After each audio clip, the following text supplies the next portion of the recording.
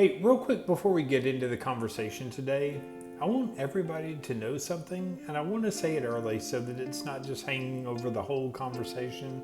You're not behind. And I'm not saying this like a hype kind of thing. I'm not trying to make you feel better before I hit you with the train. I'm saying it because by the time we're done today, I actually want you to understand why it's true. And not just to feel it for 20 minutes and then forget, but to actually understand it. Because here's the problem. Most of us are running a race that we never signed up for, on a timeline that we never agreed to, and we're being judged by a clock that we never set. And nobody ever stopped to say, like, whose clock is that? Where did it come from? And most importantly, like, is it even the right tool for what I'm trying to measure? That's what today is about. So let's get into it. This is the nature of everything. Don't stay stuck.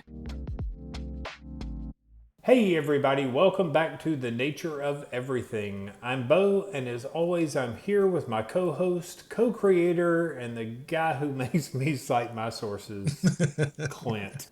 What's up, brother? I am here. I'm caffeinated. I'm ready to do this thing, man. All right, that's all we need. That's it. So, look, today we're going to start a conversation about something that's really, it's becoming a favorite topic. And I say that full well knowing that I kind of say that a lot. But this time I mean it more, I think. You kind of say that every time, I think. I know, but this time it's probably true. I mean, every single time, bro. All right, fine. But look, just trust me on this one. We're talking about time today. And specifically, we're talking about a feeling that I think every single person has. Probably recently. Maybe right now you're in the middle of it. And it's that feeling like you're behind. And not late to a meeting, not behind on the dishes, although me too. But that deeper feeling, that quiet voice that shows up like in the hour of the wolf, that 2 a.m., you're laying there in bed and you're just thinking this crazy stuff. You're looking on Instagram and you're like, I should be further along by now. Yeah, and it's interesting because when you actually sit with that feeling, and look, I've done this both personally, professionally, like across the board. And look, almost nobody examines this. They just accept it as true. Like somehow it arrived with some level of indisputable evidence or something that we can't get past. And, there is no document that says, like, here's where you're supposed to be at 35 and 42, or this is where you were supposed to be at 28, and you didn't make it. So you're somehow officially behind the curve. It's just, there's nothing that stipulates that. Yeah, and look, nobody questions that secret document that you talked about. Does it come with the document? No, I don't know because nobody questions the document if it's there. But today we're going to question that document and to talk about something that the ancient Greeks knew. I mean, and look, I think they were maybe smarter than all of us, and they had better snacks, maybe. I don't know. Cleaner, for sure. Yeah. But like, they had two completely different words for time. And in English, we only have one, which is fine, I guess. I mean, it's very efficient of us, very on brand for a culture that invented the drive-through. Whoa, I mean, don't be mad at the drive-thrus. They're awesome. Especially the beer ones. The beer drive-thrus are great. That's a good one. All right, they are. But look, here's the thing. When you collapse two completely different concepts into one word, you kind of lose something. And I think what we've lost, or maybe just what we've forgotten, is that at the root of it, it's like the reason why we're all feeling like we're losing a race and we can't see the finish line. Okay, absolutely. So we're going to name those. So the first word that we want to name is Chronos. You've probably heard this one. And it's where we get the word chronological or chronicle, all of these words that go with this. It literally means sequential time. So it's measurable. It's that measurable time. It's the clock on your wall. It's the calendar that you always follow. Like Monday comes after Sunday, January after December. You were born, you age, you die. In that order. Like Chronos doesn't care about you. I mean, it's not your friend. It's not your enemy. But just know that it just moves. That's what Chronos does. And it's worth pointing out that Chronos in Greek mythology is actually a god, specifically the god of time. So This guy's usually depicted as this old dude with a long beard, They uh, always are. right? But the other side of it is sometimes he's shown as like a serpent eating its own tail. And Mm. so, like, don't mean to get too, I mean, that's kind of on the nose. I'll just say it like a serpent eating its tail. Come on, that's Chronos for sure. That's very subtle, ancient Greek people. Yeah, because the image does matter because it captures something that is true about Chronos. The fact that it's relentless. It doesn't pause, it doesn't negotiate, it doesn't care that you had a hard year or that Mm. you were raising kids and you were a little late on the mortgage, you were dealing with something that people didn't see in you, you were having emotions, you were having feelings about stuff, you were having these stressors. Chronos actually doesn't care. It is relentless in that. It just keeps going. It look, this is really important. So I want to be really clear. Like Kronos isn't the villain of the story. I mean, we actually do need Kronos. Sure, You need sure. Kronos. We all Hmm. need Kronos because Kronos is what lets us function. You know, that mortgage that's late, like it was late on Kronos' schedule, right? Yeah, Your it did. kid's school starts on Kronos time. Your meeting is at 2 p.m. Kronos.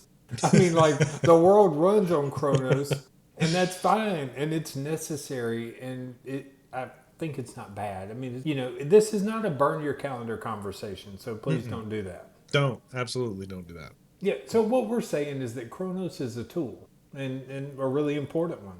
But like any tool, the problem isn't the tool, it's using the wrong tool for the wrong job. And somewhere along the way, I think we started using this Kronos time to measure things that it was never designed to measure, like your worth or your progress, your readiness, whether or not you've quote unquote made it. So in sociology, there's actually a social clock theory. And the idea is that societies create these invisible age graded timelines. So you should be finishing school by this age. You should be married by this one. Your career should be established by here. So think about it like kids' house stability. They're all mapped onto this Chronos style grid. And the research on this is really clear. The more rigidly someone adheres to this social clock, the more anxiety and the more shame they experience when life inevitably like deviates from this line. It always does, but because of that, that's where you start feeling the negativity to that. I mean, who can argue with research, right? Right. Nobody can argue with the well, everybody can argue with the research. It's that's the fun part about research. Okay, so social clock theory, which is a real thing that Clint did not make up. I mean, Mm-mm. what it tells us is that this feeling of being left behind, it's not a personal failure. It's a manufactured sensation. And it's a product of a system that decided at some point in history by people who are no longer alive and whose circumstances were completely different that there's a right time for everything in the human life. And then they handed us that timeline without you asking for it, but you silently agreed to it. So with that, let's actually work with this because well, that's what we do here. We just work with things. We coin them. And the first step in coin is to confirm it, which means we look at what is actually true, not just what we feel, not what we just assume, but what's actually real. So let's confirm some things about Chronos. First, Chronos is real. Like time moves, days pass, the deadlines that you're getting, those deadlines exist and seasons change and winter is going to come and summer's going to come and then there's going to be some fall and some springs in there somewhere like those actually happen. You can't just simply opt out of Chronos entirely. It's there. And look, if someone tells you that you can, well, they're probably trying to sell you something. Yeah, I mean, they're probably trying to tell you like how you can, beat time. It's probably a Sure. very expensive course. But like, Yeah. but here's the other thing that we have to confirm, and I think a lot of people skip this. Really, Chronos is neutral. The clock doesn't have an opinion about you. The clock doesn't think you're behind. It doesn't think anything. It just keeps ticking. Mm-hmm. Mm-hmm. The opinion on where you ought to be, that one's yours. Or more accurately, is the one that you maybe got from somebody else or from Instagram or whatever. And confirming that is actually kind of huge because you can't change something that you haven't named. I don't know if you've ever heard us say that. Just so happens. Yeah, but to your point, so you're right, because that is where the gap shows up. So in the coin framework, the gap is the space between where you are and where you think you should be. And what most people don't realize is that the should be side of that gap is almost always a construction of this Chronos idea. And it's a point on a timeline that most likely someone else drew. And they're measuring like real lived, like true complicated human life against a line on a chart. Yeah, yeah. And look, because of that, the gap feels enormous Hmm. when you're measuring against time because there's just a finite amount of time. Sure. It's unforgiving. Every year older is a year further from where the chart said you should be, or every milestone, that you haven't hit is just more evidence that you're losing. But what if the chart's wrong? What if you're not measuring the right thing? Which I think takes us to step two. We own it. And this one requires some honesty. Absolutely. Because owning it means like truly recognizing your actual relationship to this Chronos idea. Not your ideal relationship, but the your actual relationship to Chronos. And look, for most of us, that looks something like this. Like we let Chronos run our anxiety, but we don't actually let it run our day. Like we feel behind on the big timeline, but somehow we're not intentional about how we use Tuesday. We're stressed about where we are at 40 years old, but we're not managing how we spend 4 o'clock in the afternoon.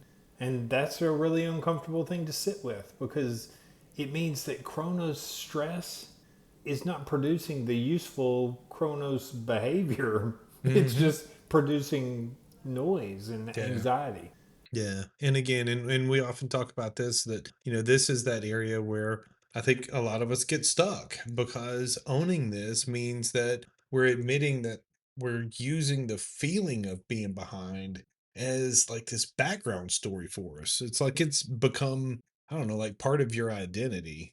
And that's really like when we have to get unstuck from that, that's a hard thing to look at. Yeah, it really is because sometimes being behind it feels safer than being in motion. Sure. Like if you're behind, you at least have an explanation. You Hmm. or we might call that an excuse, Sure. right? You have Absolutely. a reason that things haven't happened yet. And if you let go of behind, and if you actually own that the timeline was never really real, then you have to figure out what your actual excuses are now, and those might be even harder to sit with. Absolutely, which is exactly the kind of work that the coin framework exists for.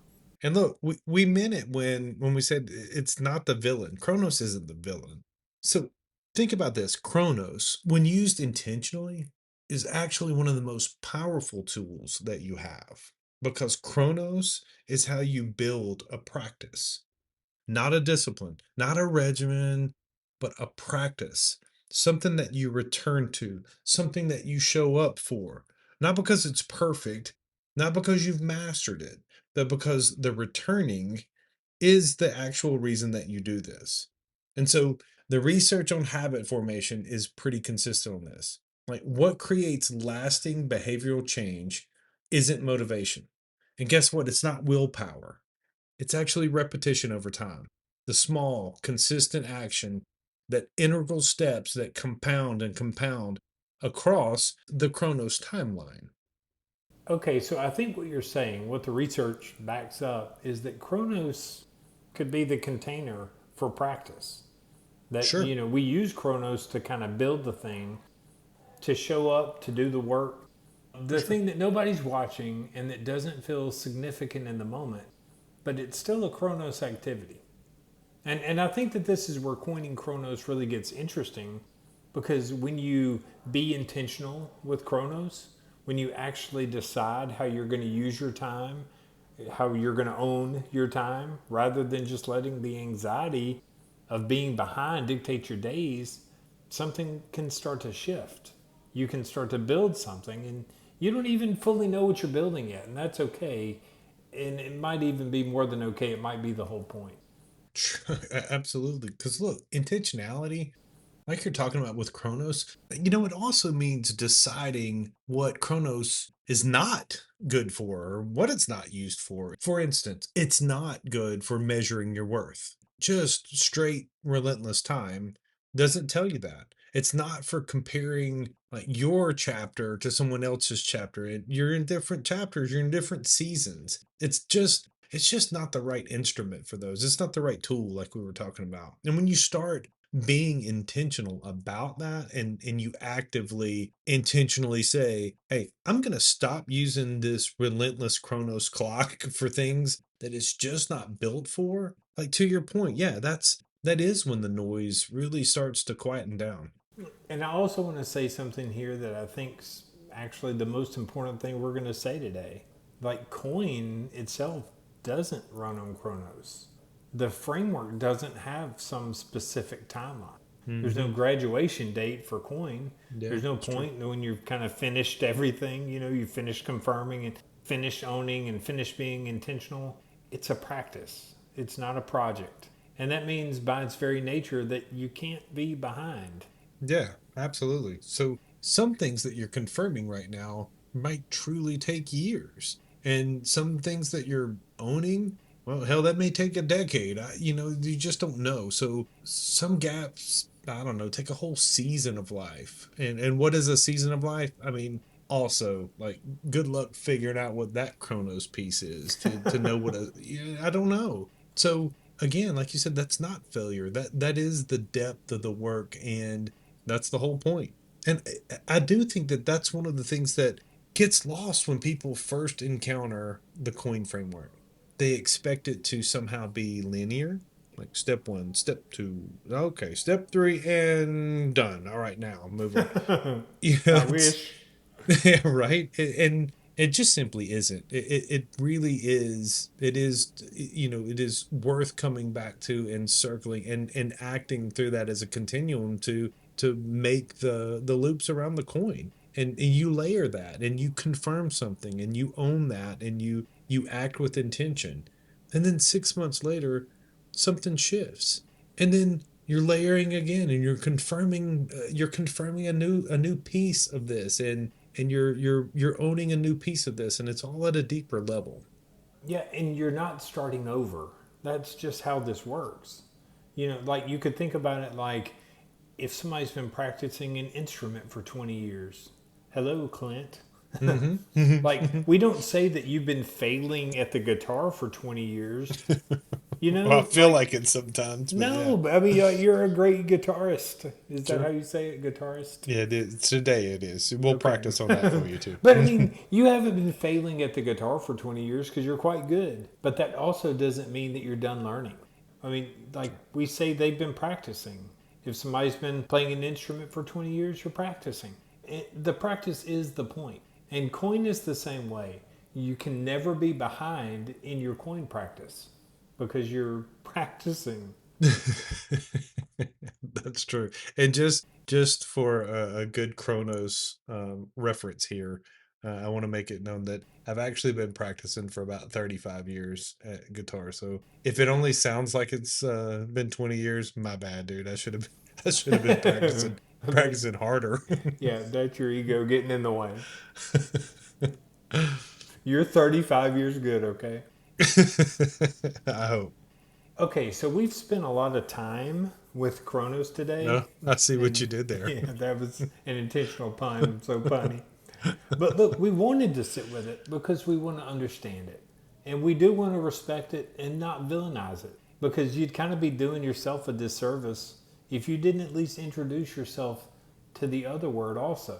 Hmm. Because this is where it's going to get really interesting. And it's where we're going to go even deeper in the next episode.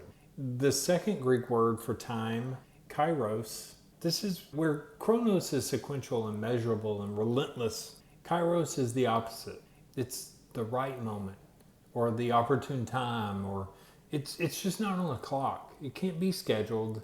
It just arrives. Indeed. So in ancient Greek, kairos referred to that critical moment in which something becomes possible that wasn't possible before.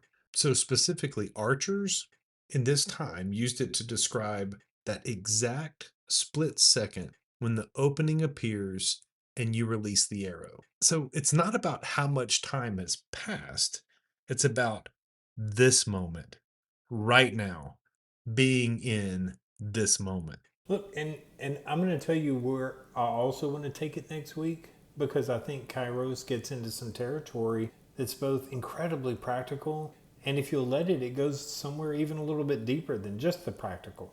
I mean, like we're going to talk about how you get ready for a Kairos moment. How the work you do in Chronos, the practice, the showing up, the being intentional, is actually how you become someone who is ready when that moment appears. They say that luck favors the prepared, and that's not a motivational poster line. That's actually the mechanism.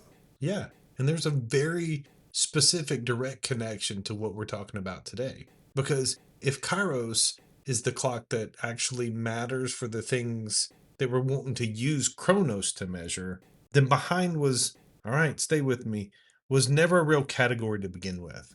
You can't be behind on Kairos timeline. You can only be ready or not ready. Well, and look, the good news here, readiness is a practice, Indeed. which means it's something that you build, Mm-hmm. which means that we're kind of back to Chronos, used correctly for what it's good for. It all That's right. connects, and we're going to talk more about that on Friday. All right, so here's what we'd like to land with today. And we started with something that we wanted you to hear, and we want to leave that with you on the way out. And that is, you are not behind. Not because everything's just peachy keen fine, but listen, because the timeline you've been measuring yourself against was never yours to begin with. It was handed to you. Somehow you were granted this, but you never agreed to this.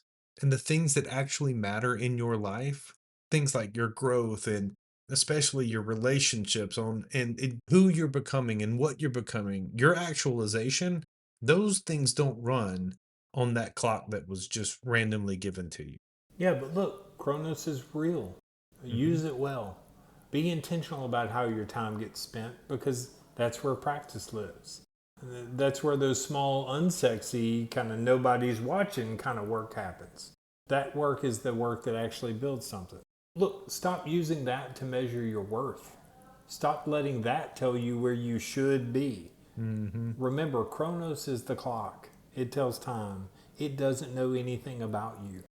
All right, so look, if you're sitting with something today and it's kind of weighing on you, and it's something that you've been confirming for a while, and it's something that you're currently in the middle of owning, like there's some gap that feels too big to close. Just know that our coin framework, it doesn't have some random expiration date. Keep in mind you're not late. You just happen to be right in the middle of it. And you know what? Being in this just so happens it's where you're supposed to be. Yeah, so look, hang in there with us. Come back next Friday, and we're going to talk about that other clock. And I promise it's going to be worth the wait. I like that too. I see what you did there. I'm so good at this. At the time puns, I'm so good at it. Indeed. Well, until then, don't stay stuck. Before you go, just know it's time. Time to connect. Time to change the nature of everything. Find us at thenatureofeverything.com and don't stay stuck.